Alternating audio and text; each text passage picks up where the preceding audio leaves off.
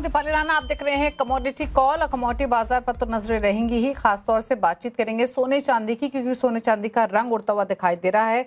घरेलू बाजार हो या इंटरनेशनल मार्केट्स, जो चमक है वो फीकी पड़ती हुई दिखाई दी है। अब क्या रणनीति यहां से होनी चाहिए, उसी पर हम करेंगे चर्चा और आगे की स्ट्रैटेजीज को भी समझने की कोशिश रहेगी। साथ ही बात करेंगे कच्चे तेल की, जहां पर तेजी थमने का नाम नहीं ले रही है। 110-111 डॉलर के आसपास ब्रेंट कंसिस्टेंटली ट्रेड कर रहा है, तो इस पर भी हमारा फोकस रहेगा। और इसी पर बातचीत करने के लिए हमारे साथ खास मेहमान मौजूद हैं। चर्चा करने के लिए हमारे साथ आज हैं विघ्नहर्ता गोल्ड के फाउंडर और सीईओ महेंद्र लुनिया। साथ ही रिसर्च एनालिस्ट अनुज गुप्ता बने हुए हैं। एल&पी एडवाइजरी सर्विसेज के भूपेश शर्मा भी हमारे साथ बने हुए हैं। आप दोनों का ही स्वागत है और महेंद्र जी आपका भी स्वागत है। सबसे पहले सोने के साथ ही शुरुआत कर लेते हैं और इनफैक्ट भाव लेकर आए इस समय इंटरनेशनल मार्केट्स में। तो गोल्ड अब $4500 के आसपास ट्रेड कर रहा है। हालांकि इन स्तरों के आसपास पहले भी ट्रेड कर रहा था, लेकिन उसके बाद एक बाउंस हमने देखा, 4700 के पार निकला और अब वापस उन स्तरों पर आकर टिक चुका है। सिमिलरली सिल्वर भी अपने प्रीवियस प्राइसेस पर आ चुका है, जो कि $75-76 के, जो कि हमने लगभग महीने भर पहले ऑलरेडी देखे थे। अब इंपॉर्टेंट ये है कि डॉलर जिस तरीके की परफॉर्मेंस दिखा रहा है, ऑयल बॉन्ड यील्ड्स की जिस तरीके की मूवमेंट है, वो इस प्राइसेस पर इम्पैक्ट डाल रही है।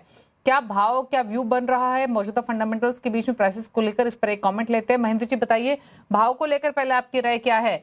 क्या इन स्तरों के आसपास कंसोलिडेट करने चाहिए या कुछ वीकनेस भी दिख सकती है? हमारे हिसाब से थोड़ी सी वीकनेस आने की संभावना है। मैं इसे 1,45,000 तक गिरते हुए देख रहा हूँ गोल्ड को। और चांदी को भी मैं एक अराउंड 2,60,000 तक की गिरते हुए मैं देखना चाहता हूँ। ये कि हो सकता है और उसके बाद शायद फिर से अपनी रैली शुरू हो जाए।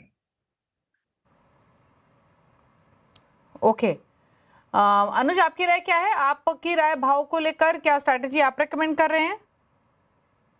देखिए दीपाली जी, गुड आफ्टरनून। हमें लगता है कि मार्केट काफी अभी टाइट रेंज में ट्रेड कर रही है, मगर कहीं ना कहीं कुछ कुछ भाव जो है करीबन $4500 के आसपास अच्छा सपोर्ट भी लेते हुए नजर आ रहे हैं। हमने देखा है कि डोमेस्टिक मार्केट में 1,58,000 को काफी हद तक मार्केट ने सपोर्ट किया है। तो हमें लगता है कि जब तक $4500 का लेवल सपोर्ट है, तब तक एक अपसाइड मोमेंटम देखा जा सकता है। हालांकि 1,62,000 भी ऊपर में एक रेजिस्टेंस के तौर पर है। तो मुझे लगता है कि बहुत टाइट रेंज में मार्केट ट्रेड होता हुआ नजर आ रहा है। हालांकि अगर किसी को ट्रेड करना है तो यहाँ पर वेट एंड वॉच करना चाहिए। 1,60,000 के ऊपर अगर भाव जाते हैं तो वहां बिकवाली का ट्रेड बनाना चाहिए। नीचे 1,59,000 तक के लेवल देखे जा सकते हैं और 1,59,000 के आसपास मिले तो वहां पे खरीदारी का ट्रेड बना सकते हैं। तो अल्टीमेटली एक कोई ट्रेंडिंग वाला ट्रेड नहीं है, बट हाँ एक रेंज बाउंड मार्केट यहाँ पे गोल्ड सिल्वर में देखने को मिल रही है। ओके, तो ये आपके लिए व्यू गोल्ड पर फिलहाल 1,60,000 घरेलू बाजार में, हालांकि अभी भी कोई बहुत कमजोर नहीं हुआ है। आपका कुछ टेक रहेगा गोल्ड या सिल्वर दोनों में से किसी पर भूपेश? या कहाँ कंफर्ट दिख रहा है पोजीशन बनाने का, या दोनों अवॉइड कर रहे हैं? क्या व्यू है एग्जैक्टली? जी नमस्कार दीपाली जी। अगर गोल्ड की बात करें तो मुझे लगता है कि गोल्ड के में पिछले दो ट्रेडिंग सेशन में काफ़ी ज़्यादा अच्छी स्ट्रेंथ दिखाई देती है।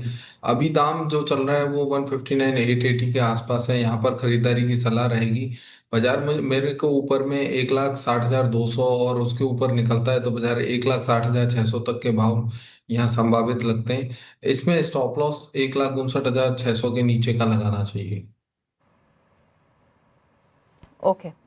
महेंद्र जी, अच्छा डिमांड किस तरीके की देखने को मिल रही है? हालांकि इस सीजन ऐसा होता है जब आमतौर पे फिजिकल बाइंग उतनी होती नहीं है, बट स्टिल कितना इम्पैक्ट हमने इन 1.5 लाख 1,60,000 के आसपास डिमांड पर देखा है जब तक ये प्राइसेस इन स्तरों पर रहे हैं? क्या आउटलुक है डिमांड एनवायरनमेंट को लेकर, फिर चाहे वो फिजिकल बाइंग हो, ज्वेलरी बाइंग हो या इन्वेस्टमेंट बाइंग हो? मोदी जी के आदेश के बाद या तो फिर हम गए सलाह के बाद काफी सारे लोग खरीदारी के लिए रुके हुए हैं। और वैसे भी अगर आप देखो कि बहुत सारा कंसोलिडेशन हो रहा था और इसी के कारण कि लोगों ने जरा रुकना पसंद किया था। अब क्योंकि गोल्ड एक बार 161 163 तक जाकर फिर से नीचे आए हैं, थोड़ी सी डिमांड उभर कर आ रही है। या तो फिर आप कहो ज्यादातर चांदी में डिमांड आ रही है। लोग ये देख रहे हैं कि जो अधिक का महीना रहता है महाराष्ट्र में खास तौर पे चलता है, चांदी की डिमांड वहां पर से चलती है। गोल्ड में मैं ये कहूंगा कि थोड़ी सी डिमांड कम हुई है। और गहनों की वैसे भी बहुत सारी कम हुई है। इन्वेस्टमेंट के लिए भी लोग रुक रहे हैं थोड़ा सा। और अच्छा, ओवरऑल डिमांड पे कितना इम्पैक्ट आप देख रहे हैं? जो भी मोदी जी ने कहा है कि सोना नहीं खरीदना है 1 साल तक, कुछ इम्पैक्ट पिछले कुछ समय में जब से स्टेटमेंट आया तब से लेकर अब तक देखा है कि, या ओवरऑल आप परसेंटेज टर्म्स में अंदाजा आपका क्या कहता है, कितना फिजिकल बाइंग पे या इन्वेस्टमेंट बाइंग पे फर्क पड़ सकता है? फिजिकल पॉइंट पे तो 5 to 7% अभी गिरा हुआ है, एक्चुअली इम्पैक्ट हुआ है। हमारे काफी सारे दोस्त, हम जब बात करते हैं हमें पता चलता है कि डिमांड वैसे कम हो चुकी है। इन्वेस्टमेंट साइड में थोड़ा सा नजरिया कम है। लोग बाइंग करने की सोच रहे, देख रहे हैं। हमारा कारोबार थोड़ा सा अलग होने के कारण हमारे पास थोड़ी सी मोमेंटम बढ़ी हुई है, क्योंकि हम डिजिटल में काम करते हैं। तो हमारे लिए फायदे की चीज हुई, लेकिन हमारे व्यापारी मित्रों के लिए ये चीज थोड़ी सी कॉशियस है। यहाँ पर गवर्नमेंट ने कुछ और भी चीजें सोचनी चाहिए थी। जिस प्रकार से इन्होंने सर ने स्टेटमेंट किया है, इस स्टेटमेंट से थोड़ा सा बदलाव आएगा, क्योंकि इनकी प्रतिमा, मोदी जी की प्रतिमा अपने समाज माध्यम में बहुत अच्छी है, तो उनको फॉलो करने वाले भी लोग ज्यादा हैं। तो ये हो सकता है कि थोड़ा बहुत और डिमांड डिक्लाइन हो जाए। इसका 10 to 15% का, यानी कि 10-15% का, मैं तो ये सोच रहा हूँ कि इतना इफेक्ट तो आएगा ही आएगा गोल्ड की ज्वेलरी में। ओके। इन्वेस्टमेंट साइड में अगर नीचे आता है तो लोग तो वैसे भी लाइन लगा के वो खड़े रहते हैं। ओके, चलिए, शुक्रिया महेंद्र जी, आपने समय दिया, क्विकली बताया किस तरीके के एनवायरनमेंट है। तो थोड़ा ठंडा कारोबारी फिलहाल सोने चांदी का देखने को मिल रहा है, भाव भी उसी तरीके से रिएक्ट कर रहे हैं। रुक रहे हैं ब्रेक के लिए, ब्रेक के उस पर फोकस करेंगे स्ट्रैटेजीज पर। हमारे साथ अनुज हैं, भूपेश बने हुए हैं, चल वापस आते हैं।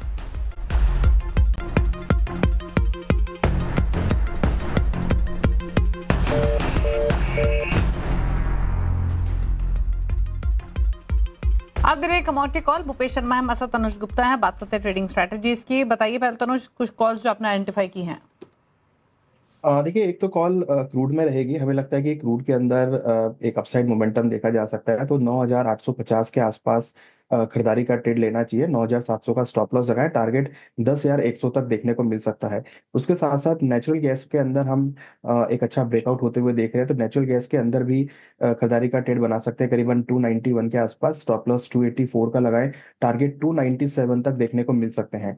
वहीं अगर हम बात करें बेस मेटल की, तो बेस मेटल में जिंक के अंदर एक अपॉर्चुनिटी देखी जा सकती है। करीबन 365 में खरीदारी का ट्रेड लेना चाहिए। स्टॉप लॉस 363 का लगाएं, टारगेट 370 तक देखने को मिल सकते हैं।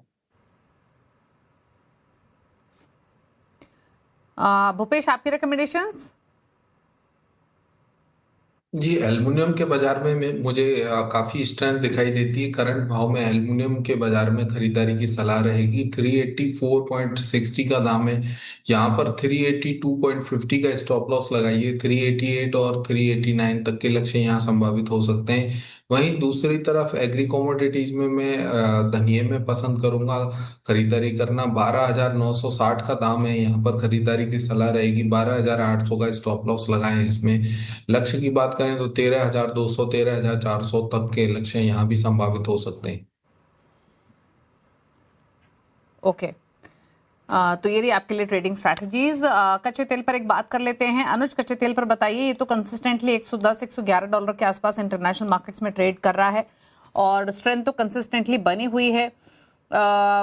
एक चीज़ तो क्लियर है कि अगर वेस्ट एशिया क्राइसिस सॉर्ट भी हो जाएगा तो भी शायद कच्चा तेल प्रीवियस लेवल्स पे शायद ना जाए। 85-90 के आसपास बॉटम बना सकता है, हद से हद, ऐसा ज़्यादातर एक्सपर्ट्स मान रहे हैं। आपका व्यू क्या है ब्रॉडर पर्सपेक्टिव से, और ट्रेडिंग पॉइंट ऑफ व्यू से क्या सजेशन आप अपने क्लाइंट्स को दे रहे हैं? देखिए, ब्रेंट में अगर हम क्रूड की बात करें तो मुझे लगता है कि डेफिनेटली एक एलिवेटेड रहेगा, क्योंकि जो जियोपॉलिटिकल कंसर्न्स हैं वो इतनी जल्दी सॉर्ट आउट होने वाले नहीं है। अगर सॉर्ट आउट हो भी जाते हैं तो क्रूड के प्राइस को सेटल होने में बहुत टाइम लगेगा। बट ये $60-70 का लेवल तो मुझे लगता है कि नहीं आता हुआ दिखाई देगा। लास्ट टाइम हमने $90 तक के लेवल आते हुए देखे थे। मुझे लगता है कि ब्रेंट के अंदर ऊपर में $115-118 तक के लेवल शॉर्ट टर्म में देखने को मिल सकते हैं।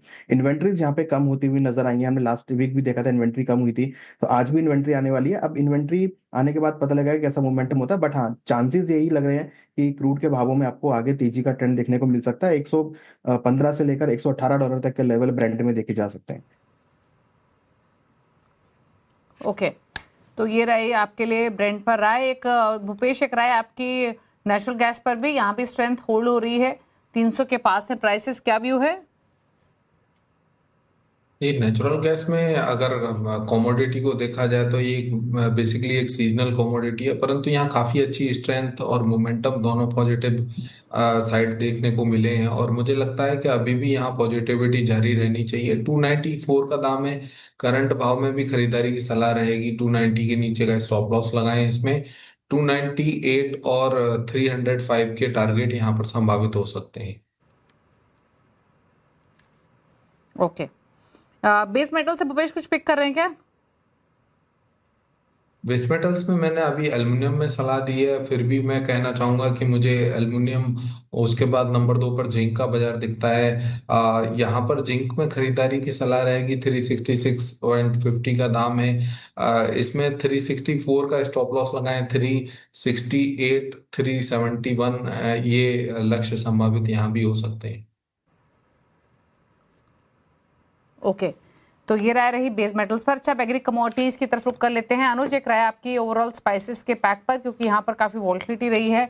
कोरिएंडर कंपैरेटिवली स्ट्रांग रहा है, बट कल के सेशन में भी हमने देखा था कि तीनों के तीनों स्पाइसेस 1-1.5% के नुकसान में थी, और आज के अगर प्राइस एक्शन देखें तो आज के सेशन में भी काफी मिक्स्ड क्यूज हैं। क्या व्यू है आपका पूरे ही स्पाइसेस के पैक पर? देखिए, स्पाइसेस में हमें लगता है कि अभी फिलहाल थोड़ा सा प्रेशर में यहाँ पे आ सकता है। अगर हम जीरा की बात करें तो जीरा में हमें एक गिरावट आते हुए देख रहे हैं। टुडे आज हमने देखा है कि 19,000 के आसपास के लोस बनाए हैं, वहाँ थोड़ा सा रिकवर होता हुआ दिखाई दिया है। अराइवल का प्रेशर है, प्लस यहाँ पर अगर हम देखें तो कहीं ना कहीं जो एक्सपोर्ट डिमांड नहीं आ पा रही है, उसका असर यहाँ पे भावों पे आता हुआ दिखाई दे रहा है। हमें लगता है कि फिलहाल अभी मसालों में थोड़ा सा साइडवेज टू डाउन इम्पैक्ट देखने को मिल सकता है। निर्यात मांग ना होने की वजह से भावों में प्रेशर आता हुआ दिख रहा है। फिलहाल अभी मुझे लगता है कि वेट एंड वॉच करना चाहिए खरीदारी करने के लिए सभी मसालों के अंदर। ओके, तो वेट एंड वॉच की स्ट्रैटेजी होनी चाहिए। अच्छा भूपेश, कॉटन सीड ऑयल के आज ही मजबूत है, वापस से स्ट्रेंथ दिखा रहा है, क्या व्यू है आपका? ये कॉटन सीड ऑयल के की बात करें तो यहाँ भी अभी भी मोमेंटम यहाँ भी पॉजिटिव बना हुआ है। 3558 का दाम है। मुझे लगता है कि बाजार में कहीं ना कहीं खरीदारी की सलाह रहेगी। इसमें विशेषकर ध्यान रखना चाहिए कि 3520 का स्टॉप लॉस लगाएं जून वायदा में, और इसमें खरीदारी करें। 3580 और 3610 के लक्ष्य संभावित रहेंगे। कड़क स्टॉप लॉस का यूज करें, क्योंकि अभी ये कमोडिटी बेसिकली वेदर के बेसिस पर भी ट्रेड होती है, और जैसे ही बारिशें होंगी इनिशियली यहाँ पर एक बिकवाली का प्रेशर भी कई बार देखने को मिलता है। ओके, एक राय लेते हैं ग्वार पैक पर भी, और ग्वार पैक में भी अच्छी स्ट्रेंथ देखने को मिल रही है। ग्वार सीड ग्वारगम पे कल हम चर्चा कर भी रहे थे, आज भी देखिए 2.5% ज्यादा की बढ़त ग्वार सीड में इस समय बनी हुई है। एक क्विक कमेंट अनुज ग्वार सीड पर। देखिए, ग्वार में एक अच्छा ब्रेकआउट आता हुआ दिखाई दिया है। हमने 3-4 दिनों की कंसोलिडेशन के बाद आज एक अच्छा मोमेंटम रहा है। हमें लगता है कि ग्वार के में जो तेजी बनी है आगे भी कंटिन्यू हो सकती है। और अगर हम टारगेट की बात करें तो ऊपर में 5,900 से लेकर 5,950 तक के लेवल देखे जा सकते हैं। आज अच्छा खासा मोमेंटम आया है और ये आगे भी कंटिन्यू हो सकता है, तो यहाँ पे खरीदारी की सलाह रहेगी। ठीक है, तो ये रही स्ट्रैटेजी ग्वार सीड पर 2.5% ऊपर इस समय ट्रेड करते हुए। थैंक यू भूपेश और अनुज, आप दोनों कहीं आने के लिए शो में और सभी ट्रेडिंग व्यूज अपने शेयर करने के लिए। रुकने के साथ एक ब्रेक के लिए, ब्रेक के उस पर अब देखिए आवाज समाचार। नमस्कार।